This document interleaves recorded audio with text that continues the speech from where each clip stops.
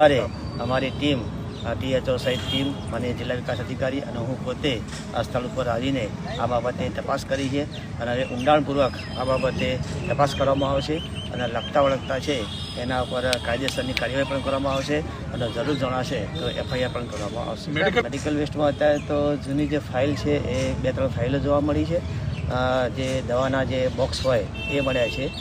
થોડીક 1-2 સિરિંજ જોવા મળી છે અને એક વાયલ જોવા મળી। તપાસ કરીએ, FIR કરીશું એટલે એ પ્રમાણે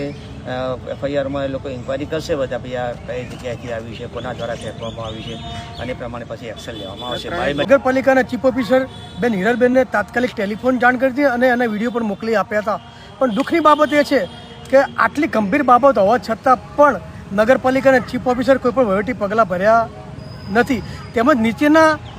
જે સ્વચ્છતા શાખાના અધિકારી એમને પણ જાણ કરી નથી। જિલ્લા આરોગ્ય અધિકારી, જિલ્લા વિકાસ અધિકારી, જિલ્લા આરોગ્યની તાલુકાની શહેરની તમામ ટીમ અહીં સર્ચ કરી ગઈ છે, પછી નગરપાલિકા કોઈ પણ વ્યક્તિ સર્ચ કરવા માટે આવ્યો નથી।